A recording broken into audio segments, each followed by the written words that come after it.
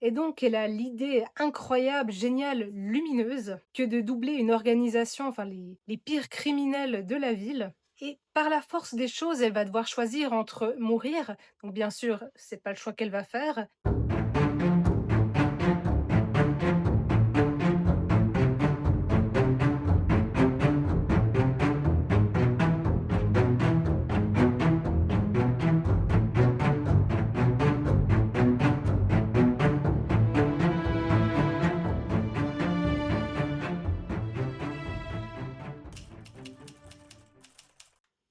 Aujourd'hui, je vais vous parler de 4 titres, dont un qui était en audio. Alors, il y a du très, très bon, il y a du mitigé et il y a un abandon. Alors pour commencer, Au plus profond des astres, donc de H.G. Twice, publié chez Gulfstream, et l'objet livre est juste incroyable. Enfin, comme souvent chez cette maison d'édition, pour pas dire toujours. Alors les pages de garde sont illustrées, et donc pour ce titre, j'ai alterné entre la version papier et la version audio. Donc c'est par les auteurs de La passeuse de mots, donc c'est un titre que j'avais désolée, mais détesté. Alors la plume m'avait directement plu en fait, j'ai aucun souci avec ça, c'était sublime à lire, mais l'histoire m'avait absolument pas convaincue. Je savais pas du tout, où on allait, enfin quel était le but de l'histoire, et je me réjouissais autant que j'étais curieuse et intriguée de retenter l'expérience, de redécouvrir la plume des auteurs avec un livre qui est plus dark academia, donc qui va traiter des sujets qui me plaisent énormément de base, donc ça déjà ça aide. Et donc j'ai eu beaucoup de plaisir de retrouver cette plume poétique, drôle et maniant les jeux de mots à la perfection. Alors le côté dark academia était très intéressant. Par contre, j'aurais bien voulu, comme bien souvent, qu'il soit un peu plus développé. J'aurais voulu en savoir plus. Et donc, une bonne partie du récit se passe à l'Académie de Scientésie, donc une académie où se mélangent donc la science et le flux, qu'une bonne partie de la population manie avec plus ou moins de talent. Et bien entendu, les femmes sont trop instables pour le manier correctement. Donc, elles sont bien souvent dénigrées et peu représentées, alors j'ai envie de dire dans la société, mais surtout dans cette académie. Dans les personnages, nous avons Diana McBrown, qui est une exploraliste, qui est sur la sellette et elle va devoir écrire un article sur notre personnage principal, Linus Hardreeves. Diana, c'est une femme qu'on aime autant qu'on déteste. Elle a un caractère fort, elle en démord absolument pas. Elle suit ses propres règles et c'est autant une bonne qu'une mauvaise chose. Et donc elle s'impose à Linus et elle le lâche plus d'une semelle, et là encore, autant pour son bien que pour son plus grand regret. Donc l'histoire va tourner autour de Linus, un astronome de talent dont les recherches pourraient changer beaucoup de choses. Donc un jeune homme qui est rempli d'angoisse, qui a de l'anxiété sociale et qui est surtout en plein deuil de sa fiancée, qui était son centre, enfin de tout, son point d'ancrage. C'était tout pour lui. Et donc c'est Lucia Destrellas, qui était une archéologiste dont les recherches faisaient clairement pas l'unanimité. Et le dernier protagoniste qui va se mêler à tout ça, c'est Santino Rossini, donc un personnage drôle qui manie les jeux de mots avec beaucoup de talent, avec beaucoup de malice et d'humour, et qui était un très proche ami en fait du couple, donc de Linus et Lucia. Et depuis l'événement fatidique, une déchirure s'est formée entre Linus et Santino, car chacun appréhende le deuil d'une différente manière. Et donc l'histoire va graviter autour de ces personnages-là, de leurs sentiments, de leurs ressentis, de la culpabilité de chacun, enfin pas celle de Diana, hein, on est bien d'accord. Et toutefois, une intrigue va quand même s'installer, et elles arrivent par forme de lettres post-mortem, écrites par Lucia et que Santino et Linus reçoivent. Donc est-ce que c'est une mauvaise blague? Est-ce qu'il y a un bug dans le système de lettres, enfin de distribution de lettres?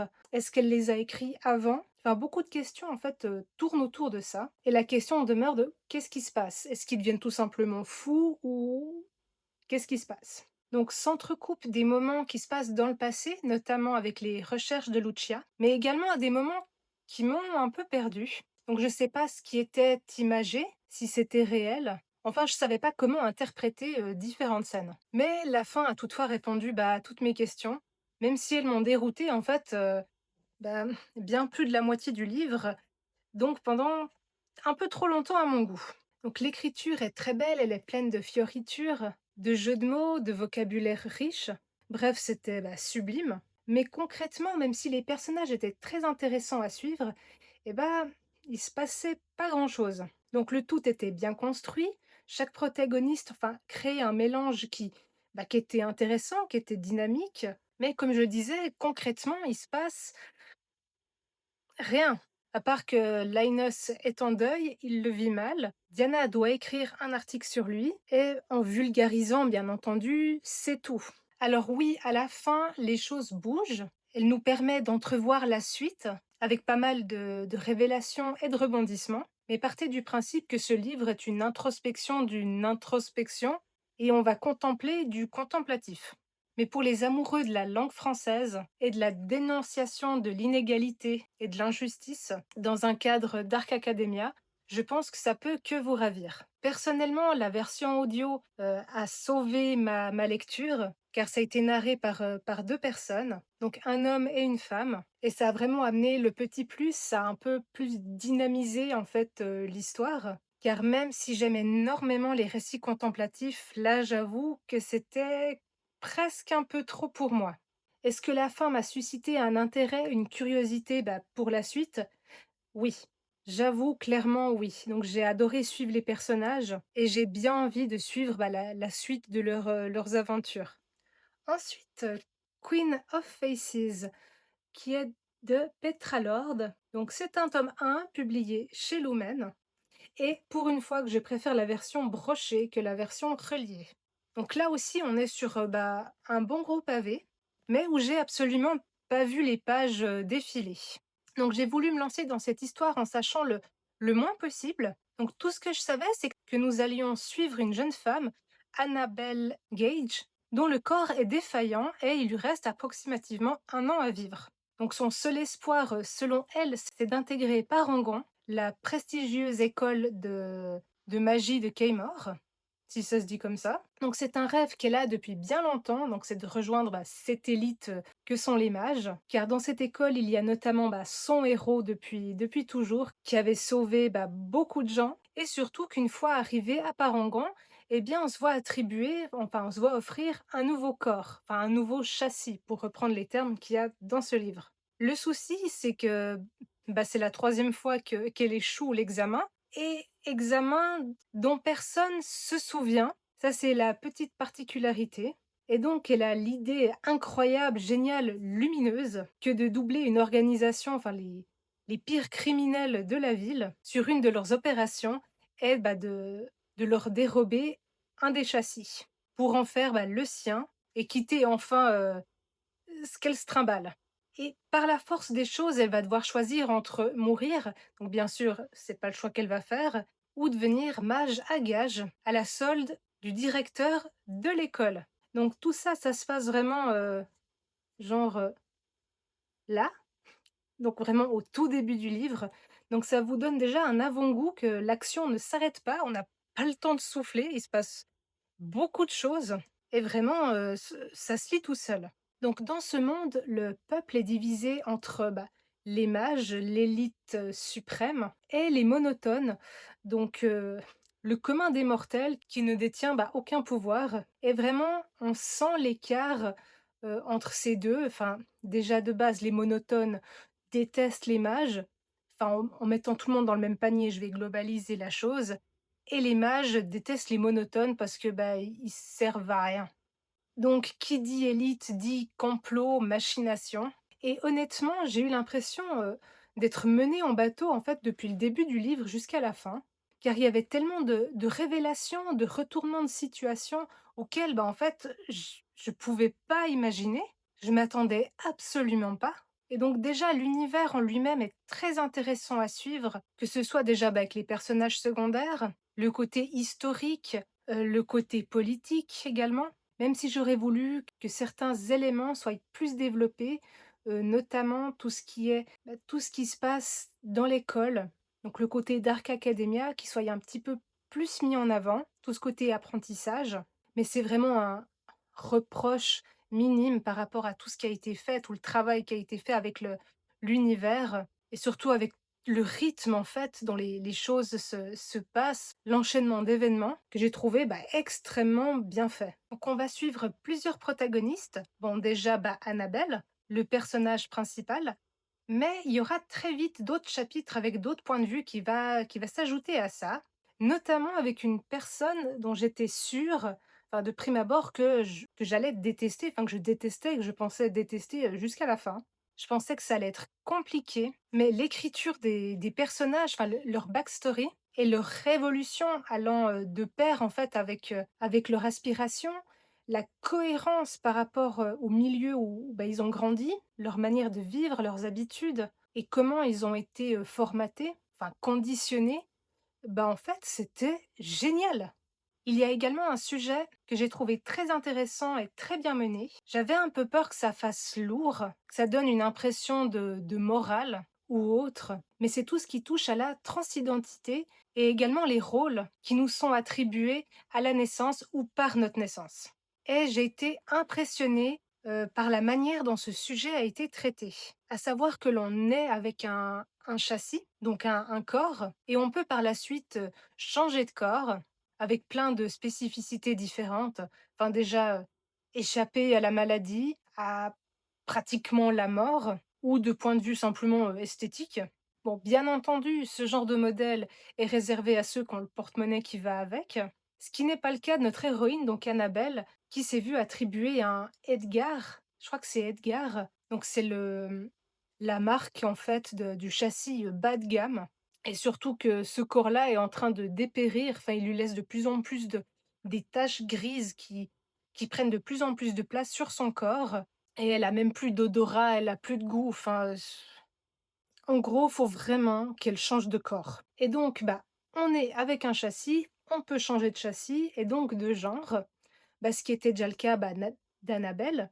Donc c'était une femme qui se sent femme, sauf qu'elle a pas eu le choix en fait de prendre le corps d'un Edgar par la suite de différentes choses et donc elle est enfermée dans ce corps de merde et surtout, elle a pas le choix et d'autres protagonistes vont se retrouver un peu dans la même situation.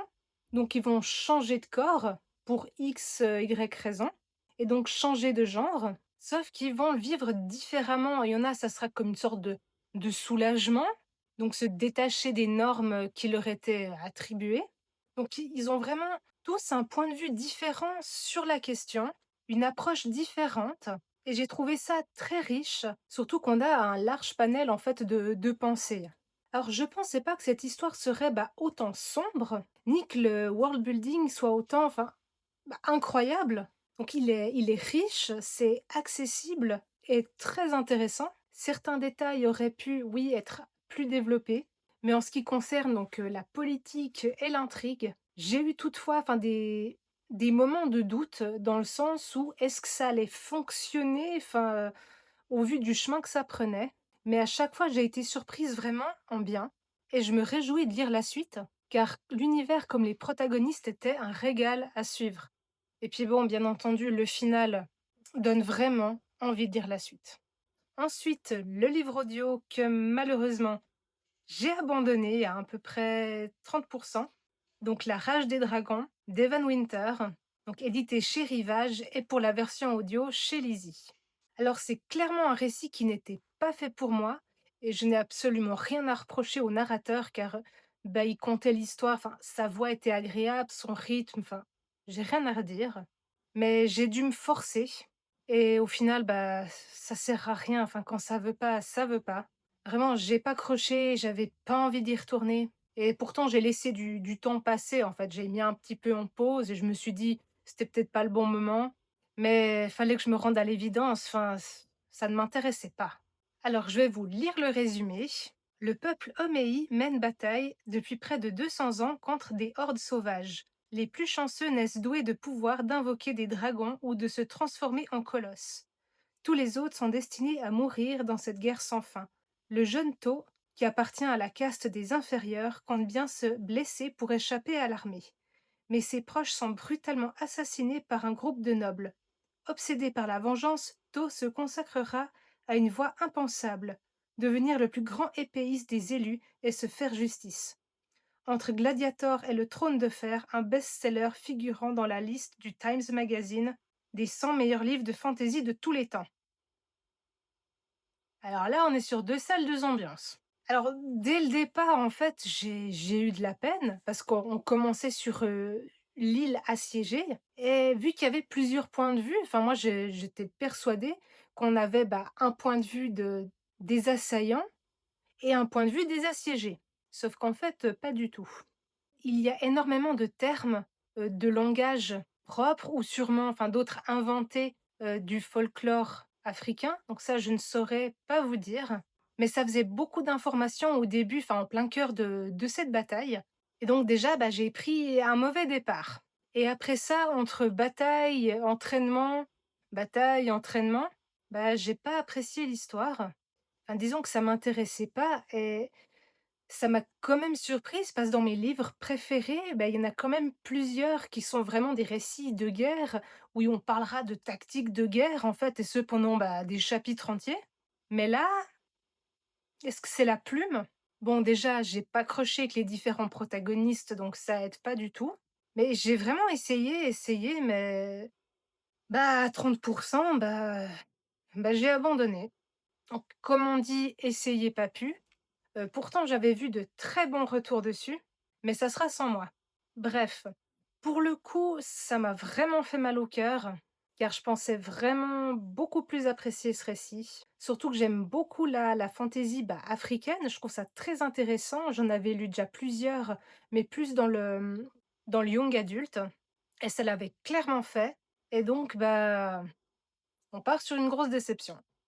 Ensuite, Le cœur du monde. J'adore la couverture. Donc c'est de Viggo Bjering. Je suis désolée d'écorcher le nom. Et donc là, le résumé m'avait énormément intriguée, mais honnêtement, je sais toujours pas trop quoi en penser. Alors je vous lis le résumé.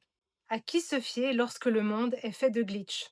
Dans un monde où l'éco-capitalisme a gagné du terrain et où les algorithmes ont pris en charge une grande partie du travail, Mads est seul. Correcteur pigiste sur un portail en ligne, il enchaîne les petits boulots pour joindre les deux bouts, jusqu'au jour où il reçoit une mission importante, rédiger un thriller. Dès sa parution, le livre devient un best-seller, mais alors que Mads s'apprête à écrire le deuxième volet, le monde commence littéralement à s'écrouler. Donc, on est bien d'accord, le résumé vend du rêve. Donc Mads, c'est vraiment un type un peu paumé, enfin complètement paumé, qui vit au jour le jour et il se pose des questions, très intéressantes sur, la vie en général, sur le système et également sur des sujets, disons, basiques, mais sans toutefois n'être dénués de bon sens. Enfin moi j'ai adoré son cheminement de pensée et je suis directement rentrée dans l'histoire et même si le protagoniste est complètement aux antipodes de ma personne, enfin sauf sur le fait de se poser un peu trop de questions, j'ai beaucoup aimé le suivre. Je lui ai trouvé un certain côté attachant qui m'a donné, envie de lui tendre la main à bien des moments et donc il passe son temps à chercher des petits jobs sur, une plateforme en ligne qui est dédiée en fait à différentes missions, qu'elles soient courtes ou plus longues et donc les annonces apparaissent et faut être surtout très rapide et cliquer directement dessus parce que, elles disparaissent en moins de 2 et donc si une annonce nous intéresse,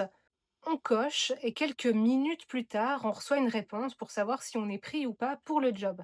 Et donc ce site enferme un peu les gens dans une sorte de petite routine, les leur permettant de se maintenir à flot sans pour autant, avoir une vie, aisée. Enfin aisée, quelle est la norme aussi?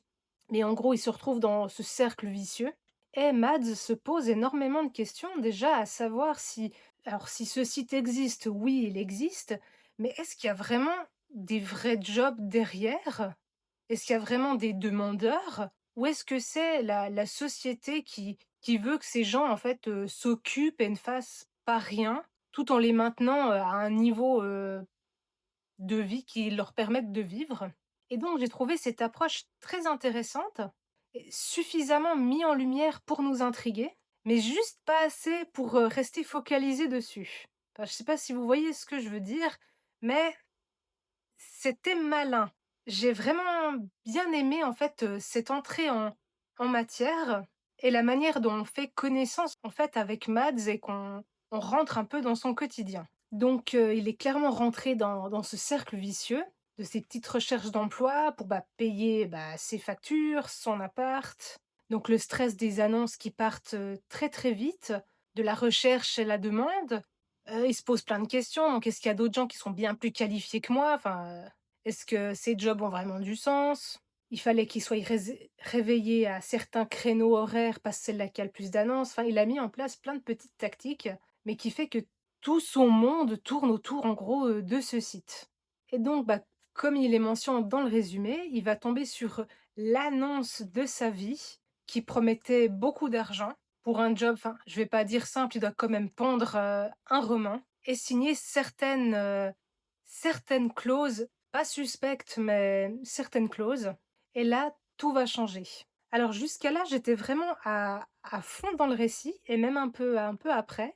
J'ai trouvé ça intéressant et je savais pas forcément à quoi m'attendre, mais en tout cas pas du tout, bah, de la direction que ça a vraiment pris au final. Donc je suis pas convaincue par, la finalité de l'histoire. Enfin, je crois même que j'ai pas tout compris.